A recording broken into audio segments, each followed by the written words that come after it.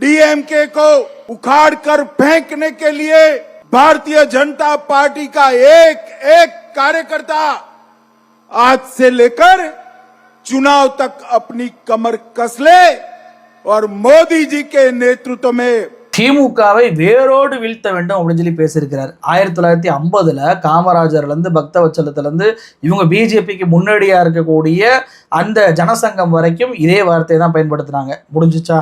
1970களில் எம்ஜிஆர் இந்திரா காந்தி இதான் சொன்னாங்க. முடிஞ்சிச்சா?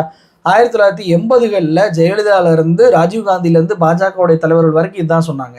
1989 திமுகவை அழித்து விடுவேன் அப்படின்னு சொல்லி ஜெயலலிதா அவர்கள் சொன்னார். அதே வருடத்திலே திமுகவை அரசியலை முடித்து கட்ட வேண்டும் என்று ராஜீவ்காந்தி சொன்னார். முடிஞ்சிச்சா? முடியவே இல்லை. 2010 இருந்து மோடி, அமித்ஷா, அண்ணாமலை, எடப்பாடியிலேருந்து இதே வார்த்தையை தான் சொல்றாங்க. முடிஞ்சிச்சா? அழிக்க முடிஞ்சா அப்படின்னு சொல்லி கேட்டா இல்லை. அறிவாலயத்துல செங்கல் விடாம ஒன்னொன்னா உருவிடுவேன் அப்படின்னு சொன்னா அண்ணாமலை இன்னைக்கு தன்னுடைய பதவியை இழந்து நிற்கிறார். அப்ப திமுக 75 ஆண்டு காலத்தை அடுத்த வருடம் கொண்டாடக்கூடிய சூழ்நிலையில அந்த கட்சியை அழிப்பேன்னு சொன்ன அத்தனை பேருமே இறந்து போயிருக்கிறாங்க. அவங்களால அது முடியாம போயிருக்கு.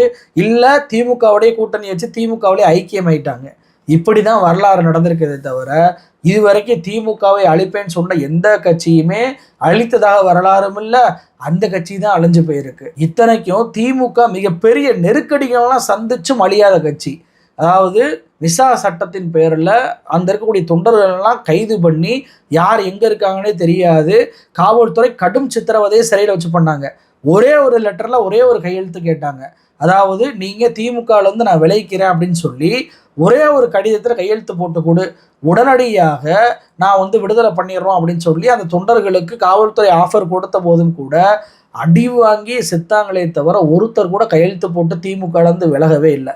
அப்போ விசா சட்டத்தையே எதிர்கொண்ட ஒரு கட்சி இயக்கம் தான் திமுக. அப்பவும் அழியலை.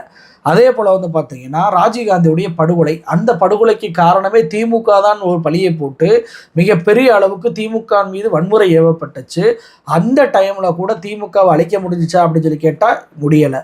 2G ஊழல் அப்படின்ற பேரில் இந்தியாவிலேயே மிகப்பெரிய ஊழலை திமுக தான் பண்ணிட்டாங்க அப்படின்ற பேரில் ஒன்றிய ஆட்சியவே கவிழ்த்து இன்று வரைக்கும் அந்த கட்சி ஆட்சிக்கு வர முடியாத நிலைமைக்கு தள்ளி கூட அந்த ஊழல் அப்படின்ற பேரே ஊழலே நடக்கவில்லை என்று திமுக நிரூபித்ததே தவிர அந்த ஊழல் அப்படின்ற பேரில் திமுக அழிக்க முடிஞ்சிச்சா அப்படின்னு சொல்லி கேட்டால் இல்லவே இல்லை.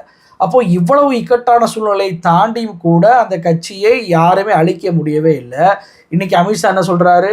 வேரோடு அகற்றிடுவேன்றாரு. அவரால் மட்டும் எப்படி முடியும்? 2014 ஆண்டுலேருந்து இதே தானே அவரும் சொல்லிட்டு இருக்கிறாரு. முடிஞ்சிச்சா? முடியவே இல்லை.